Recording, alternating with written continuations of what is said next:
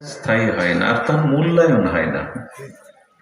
যেমন আপনার কাছে এক মুষ্ট যদি মণিমুক্তা দেয়া হয় আর এক মুঠো অন্ন আনা হয়, আপনাকে যদি বলা হয় কোনটা মূল্য বেশি, মণিমুক্তার না অন্নের? তো আমরা সকলেই প্রায় সম্মতি বলবো যে মণিমুক্তারই মূল্য বেশি, কিন্তু শাস্ত্রে বলছে না, মণিমুক্তা ঘরে থাকলেও বাঁচতে পারবেন না যদি এক মুঠো অন্ন আপনি না পান। যে দেশে সোনার খনি আছে ওখানেও দুর্ভিক্ষে মানুষ মারা যায়, কারণ এক মুঠো সোনা থেকে এক মুঠো অন্ন ফলাতে সোনা থেকে পারবেন না, মণি থেকে পারবেন না, এটা তপস্যার দ্বারা, চাষের দ্বারা পেতে হবে। তো যেহেতু অন্নটা আমরা সহজে পাই, বিধাতার ইচ্ছা, এই জন্য অন্নের মূল্য আমাদের কাছে তেমন নাই, মূল্য হলো মণিমুক্তা। আচ্ছা, অন্নের থেকে মূল্যবান হলো জলের, কারণ আপনি অন্ন না পেলেও বাঁচবেন, কিন্তু জল না পেলে বাঁচবেন না। জলই হলো বেঁচে থাকার একমাত্র উৎস। এই জন্য বিজ্ঞানীরা মঙ্গল, চন্দ্রে জলের খোঁজ করছে, জল থাকলে জীবন বাঁচবে। তো সেই জলের মূল্যায়নকে আমরা অন্যের থেকে বেশি দেই, বলো কম দেই। যে বস্তু সহজে পাওয়া যায় তার মূল্যায়ন হয় না। আচ্ছা, জলের থেকে বেশি মূল্যবান বায়ু। অন্ন না পেলেও, জল না পেলেও বাঁচবেন, কিন্তু বাতাস না পেলে, বায়ু না পেলে বাঁচবেন না, তার মূল্য দেই কি? এই জন্য যে বস্তু তপস্যার দ্বারা, প্রতীক্ষার দ্বারা পাওয়া যায়, সেই বস্তুর মূল্য হয়। তার মানে আমি এই বোঝাতে পারছি না যে আপনাদের অপেক্ষায় থেকে আমি মহামূল্যবান কিছু দিতে চাইছি, কিন্তু প্রতীক্ষার একটা ফল থাকে, তপস্যার একটা ফল থাকে। তো যেহেতু সময় অল্প, আপনাদের ধৈর্যচ্যুতি না ঘটিয়ে, ধৈর্যের পরীক্ষা না নিয়ে চলুন ব্রজে যায়। বৃন্দাবনের একটি কথা,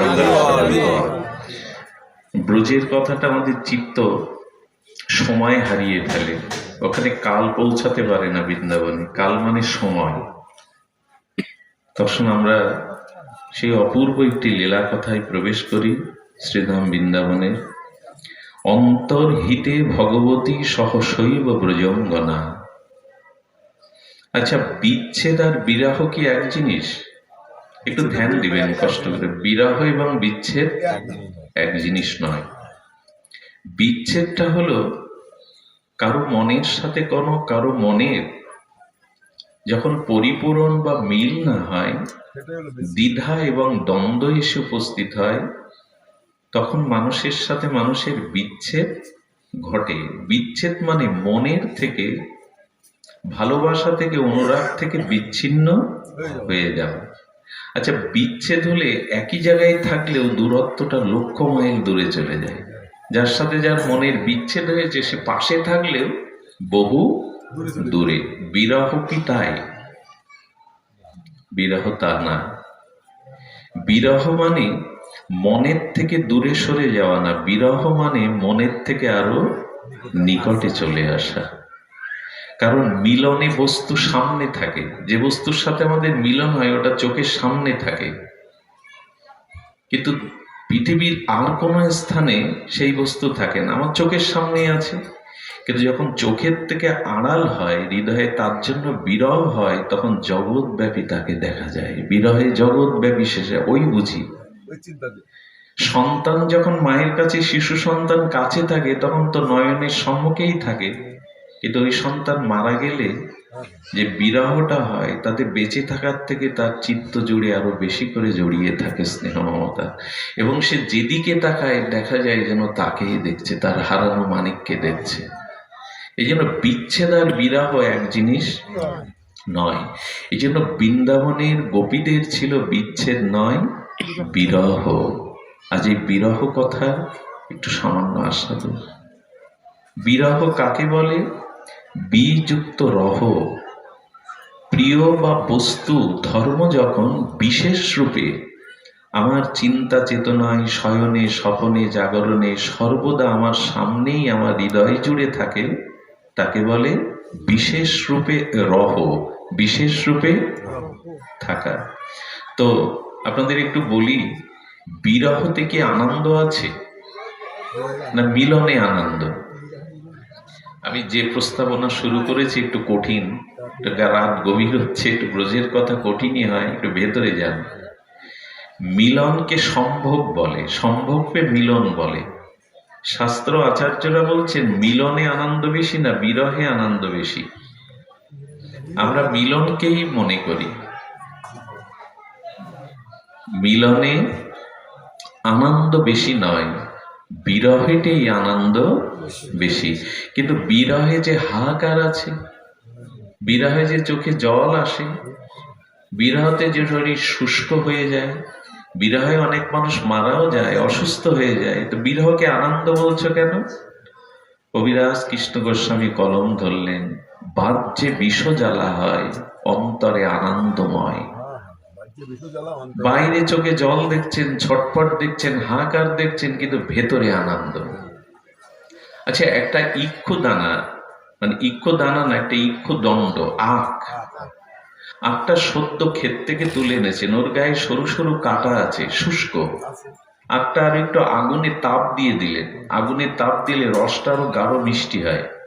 ওইটা যখন চিবাতে যাচ্ছেন তখন ওইটা শক্ত আবরণ চিবাতে গিয়ে শুষ্ক কাঁটাগুলো ক্ষতবিক্ষত হচ্ছে, কিন্তু আখটা ছেড়ে দিতে পারছেন না, কারণ জ্বালা হলে ওর মধ্যে একটা মিষ্টতা আছে। এই প্রেমের আস্বাদন তপ্ত ইক্ষু চর্বণ, মুখ জলে না যায় তেজন। কবিরাজ কৃষ্ণ গোস্বামী বলছেন এটা ইক্ষুদণ্ড চিবানোর মতো, ব্যথা আছে, যন্ত্রণা আছে, কিন্তু রসও আছে, ওটা ত্যাগ করা যায় না। তো শাস্ত্রে বলছেন যারা বিরহে বিরহে বিরহিত বা বিরহিণী, তাদের বাইরে জ্বালা যন্ত্রণা মনে হয়, হাহাকার মনে হয়, কিন্তু ভেতরে পরম আনন্দ আছে। একটু সরিয়ে নাও, এই একটু সরিয়ে নাও, সরিয়ে নাও। আমি একটু ধ্যান দিতে বলছি, সময় আমাদের চলে যাবে, কত রাত্রি তো ঘুমের বড়ি খেয়েও মানুষের ঘুম হয় না, এরপরে বাড়ি গিয়ে তো বিছানায় যাব, হয়তো খাওয়া নালে নিদ্রায়। তো কিছুটা সময় আমরা একটু গোবিন্দ কথায় মনে নিই। আচ্ছা, বিরহ আনন্দময় কোন বিরহ? একটু ধ্যান দিতে হবে। বিরহের থেকে আনন্দ, আর একটা জিনিস জানুন, যেখানে বিরহ নেই সেখানে মিলনের আনন্দও নেই। সম্ভোগটা তখনই আনন্দের হয় যখন বিরহের পরে মিলন হয়।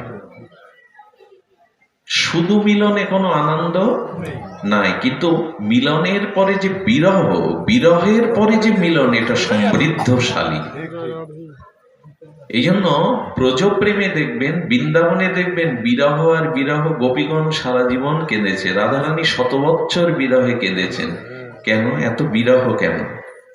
বললেন এই প্রেমার আস্বাদন তপ্ত ইক্ষু চর্বণ, মুখ জলে না যায় তেজন।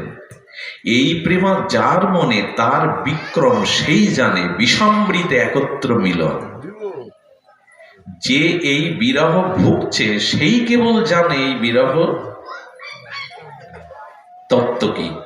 তবে একটু সতর্ক হলো, এই সংসারের জন্য, স্ত্রী পুত্রের জন্য, রোগ শোকের জন্য, মৃত্যু জরাব্যাধির জন্য যে বিরহ, এটা আনন্দময় নয়।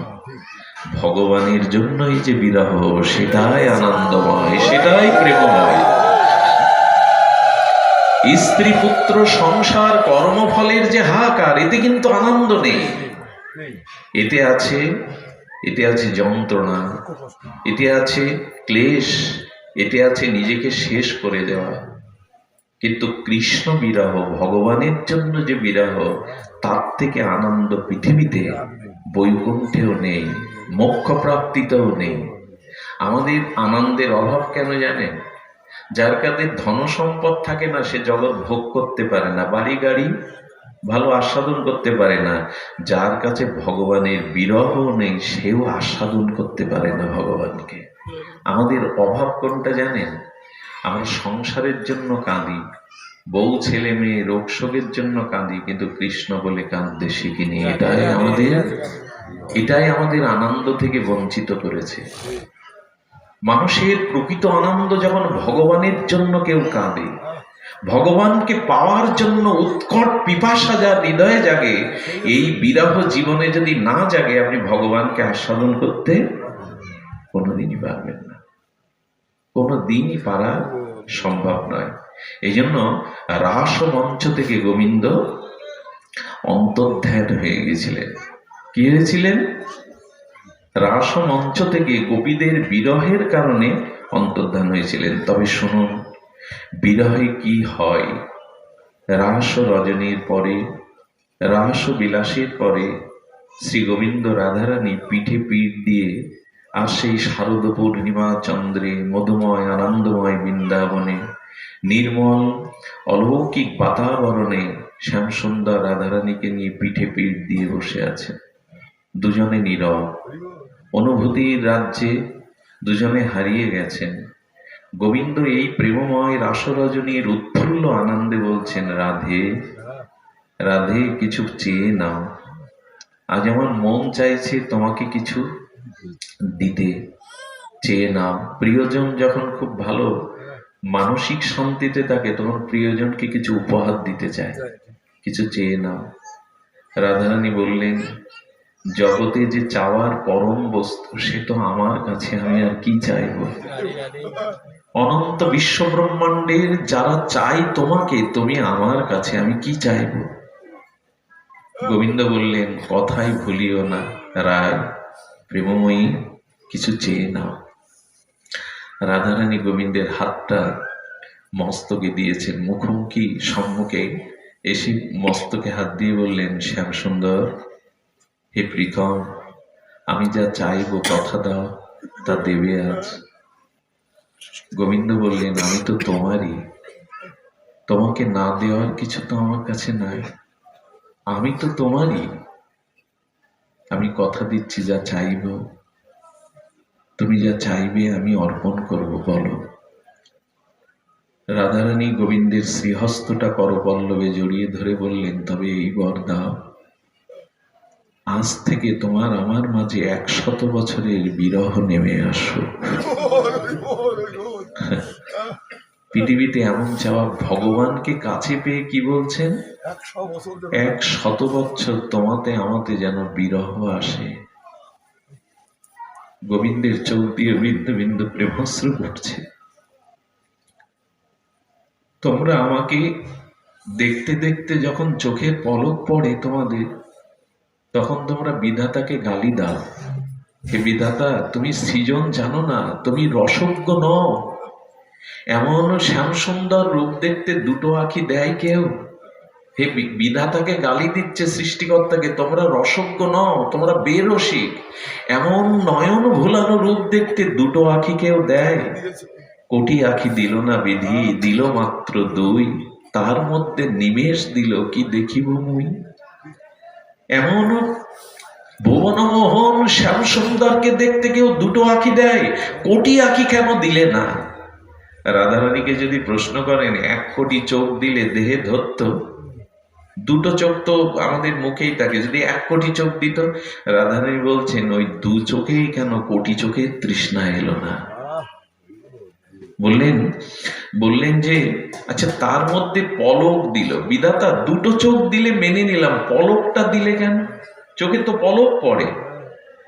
রাধারানী বললেন, 1 পলক তোমাকে না দেখলে মনে হয় 1 যুগ তোমাকে হারিয়ে ফেলেছি। হে গোপীগণ, চোখের পলক পড়লে যদি বিধাতাকে গালি দাও, সেই তুমি 100 বছর চাইছো তোমার আমার মাঝে বিরহ আসুক। রাধারানী কেন চাইলেন তা যদি কেউ বুঝে থাকে, তাহলে তার জীবন ধন্য। কারণ রাধারানী চেয়েছিলেন এই বিরহের মধ্যে প্রিয়কে আরো নিবিড় করে পাওয়া যায়, আরো পরম করে পাওয়া যায়। এরপরে অক্কুরের রথ এলো। অক্কুরের রথে উঠে যেদিন কৃষ্ণকে নিয়ে যাবে, সেদিন মা যশোদা ঘরের মধ্যে পড়ে আছে, নন্দ বাবা কৃষ্ণের দিকে তাকিয়ে আছে, এবং ব্রজবাসীরা, গোপী ব্রজসুন্দরীরা একত্রিত বসে তারা রোদন করছেন। বিশাখা ললিতা বলছে, আমরা কাঁদছি কেন? আমাদের কি কোনো দাবি নেই? চল আমরা রথের চাকার সামনে নিজের দেহটা লুটিয়ে বলি, রথ যাবে না বৃন্দাবন থেকে।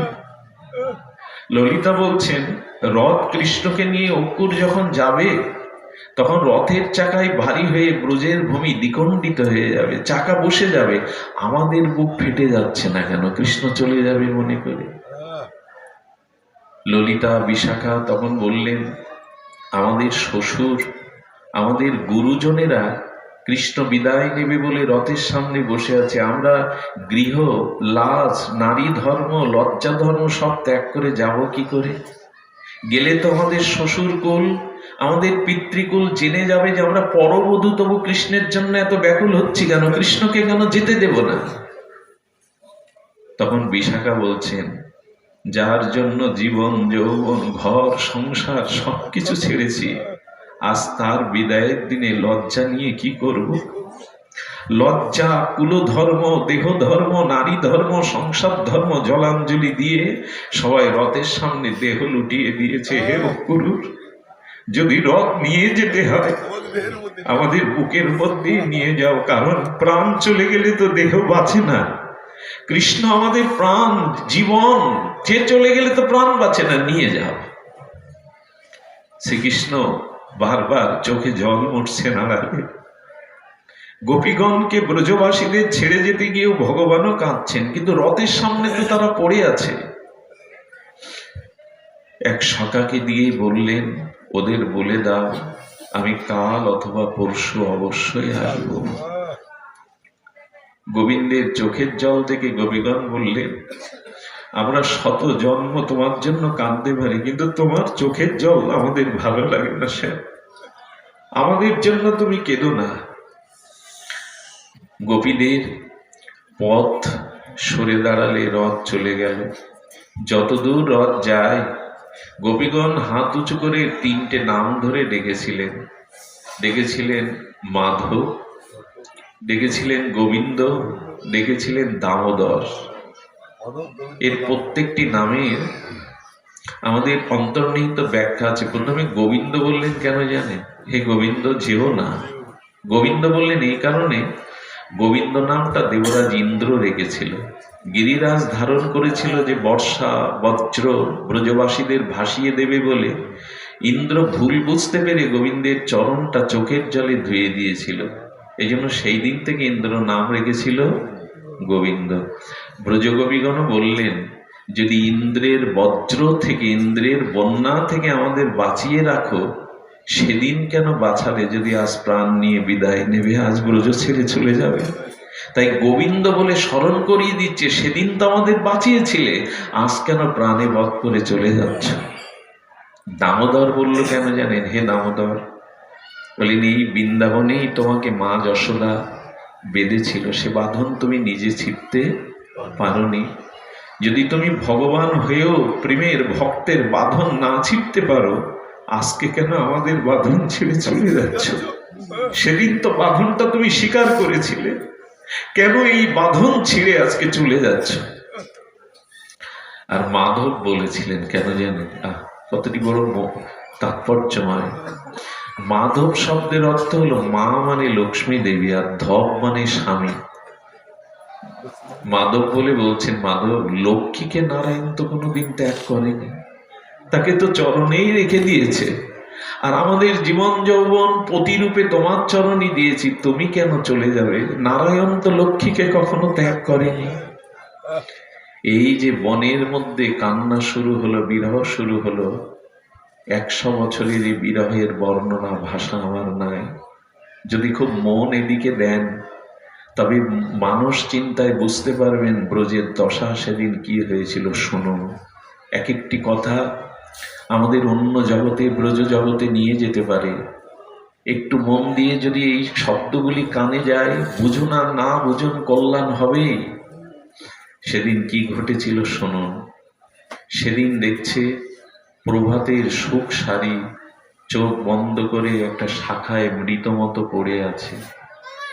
যেন কবি বলছেন, সুখ সারি, তোমরা তো রাধা মাধবের দ্বন্দ্ব গেয়ে আনন্দ দিতে, তোমরা আর গাইবে না। সুখ বলছেন, যার জন্য গাওয়া সে তো ব্রজে না, যার জন্য গান, যার জন্য সুর, সে তো ব্রজে না। যদি কখনো শ্যামসুন্দর ব্রজে আসে সেই দিনই গাইব। পাখির কণ্ঠে গান স্তব্ধ হয়ে গেছে। গোপীগণ দেখছেন ভোরের যে ফুলগুলো ওরা ফুটছে না, শিশির সিক্ত হয়ে নিশি প্রভাতে ফুলগুলো ফুটতে ভুলে গেছে। ফুলগুলো মর্মভেদী বাণী হলো, কার জন্য ফুটবো বলতে পারো? তার গলে, তার চরণে যাওয়ার জন্যই তো ফুল হয়ে জন্মেছি। কিন্তু ব্রজে তো ব্রজনাথ নাই, কার চরণে কার গলার মালার জন্য ফুটবো? ফুলগুলো, কুসুমগুলো স্নেহিত হয়ে গেছে, আর ফুটছে না। বাতাসগুলো আর বইছে না। এবং রাধারানী তাকিয়ে দেখছে সরোবরে সূর্যের কিরণ, প্রথম কিরণ এসে পড়েছে, কিন্তু সূর্যের কিরণে যে পদ্মের পাপড়ি মেলে, পদ্মের পাপড়ি আর প্রকাশিত হচ্ছে না। ফুল্ল ফুল দলে পদ্মের পাপড়িগুলো যেন আজ প্রকাশ হচ্ছে না গোবিন্দ বিরহে। আমার কি বলতে ইচ্ছা করে জানেন? গাভীগুলো হাম্বা হাম্বা করে, যে পথ দিয়ে কৃষ্ণের রথ চলে গিয়েছিল ওই দিক থেকে ফিরে গাভীগুলো কাঁদছে। আজ ভ্রমরগুলো আর গুঞ্জন করে ফুলের বক্ষে বসছে না, তারাও বিরহে নীরব হয়ে গেছে। আমার কি মনে হয় জানেন? ভগবানের জন্য গাভীগুলি, পাখিগুলি, ফুলগুলি বিরহে সংকুচিত হলো। হলাম না শুধু আমি, হলাম না শুধু আমরা। ঘটি ঘটি কাঁদি সংসারের জন্য, স্ত্রী পুত্রের জন্য। এই কান্না জগতে কল্যাণ আনে না, কিন্তু কৃষ্ণ বলে কাঁদা হলো কই? কৃষ্ণ বলে দুপোটা প্রেমশ্রু ফেলা হলো কই? জানেন, উদ্ধব যেদিন এসেছিল সেদিন দেখেছিল 10 মাস গোপীদের কাপড় শুকায়নি। এটা কি বলবার কথা?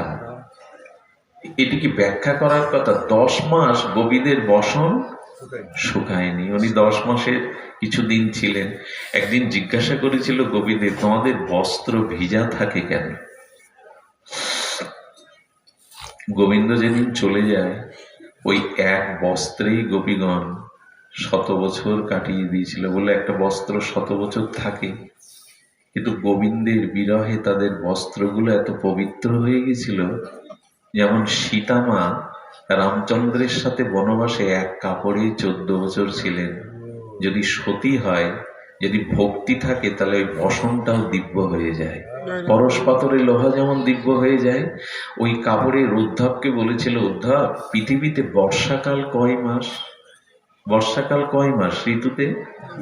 2 মাস বলা হয়, আষাঢ় শ্রাবণ। গোপীগণ বললেন, আমাদের বর্ষাকাল 12 মাস।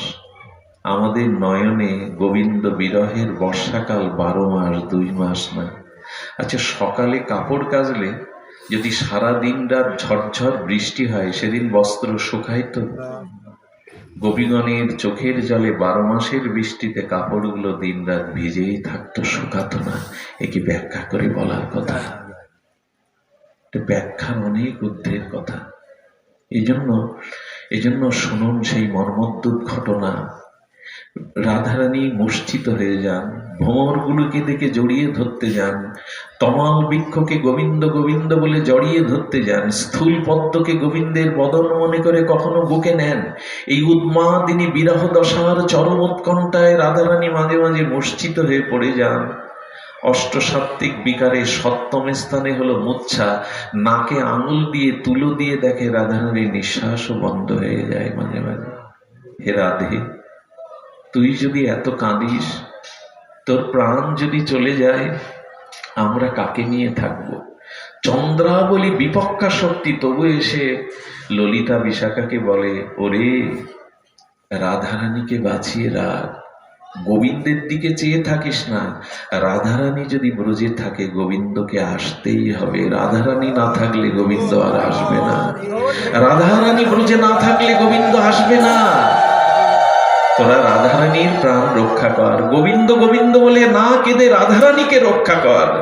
রাধারানী যদি থাকে, শ্যামসুন্দরকে আসতেই হবে। রাধা যদি না থাকে, শ্যামসুন্দর কোনোদিনই আসবে না। এই করে করে ললিতা দেখছে ঠাকুরানীকে, প্রেমময়ীকে, আর এই দেহে রাখতে গেলে মাঝে মাঝে যখন মূর্ছা যান, মূর্ছা থেকে ফেরার পরে ললিতা বলে, এত কাঁদিস কেন? রাধে, তোর প্রাণ চলে গেলে আমরা কাকে নিয়ে থাকবো বলতো? রাধারানী তখন তার ভাব আবেশে দু একটা কথা বলেছিলেন, একটু আস্বাদন করুন। রাধারানী বলছেন, ললিতা, ললিতা রে, যদি আমার প্রাণ বায়ু গোবিন্দ গোবিন্দ বিরহে আমার প্রাণ চলে যায় না, আমার একটা কথা রাখিস, আমার দেহটাকে পুড়াবি না, আমার দেহটা যমুনার নীল জলে ভাসিয়ে দিস না। কি করবো রাধে? বলল, তমাল বড় ভালোবাসতো গোবিন্দ, তমালের গায়ে আমার দেহটা বেঁধে রাখিস। বলে কেন? বলল, ফিরে যদি সে আসে কখনো, তখনও যেন দেখে আমি আজও তার প্রতীক্ষায় আছি, আমি দেহ ত্যাগ করলেও তার প্রতীক্ষায় আছি। এগুলোকে আবেগ ভাববেন না, আসর মাতানো কথা ভাববেন না, এগুলি সমস্ত সাধনার চরম ঊর্ধ্বের কথা, বিরহের কথা। আচ্ছা রাধে, তোর চোখগুলো তো চিল শগুন এসে খেয়ে নেবে। তখন ওই ওই সবভূক প্রাণী চিলগুলোকে ডেকে ডেকে যেন রাধারানী ভাবাবেশে বলছেন, আমার সব খেয়ে নিস তোরা, চোখ দুটো রেখে দিস, যাতে এসে দেখে এই চোখ এখনো তার প্রতীক্ষায়।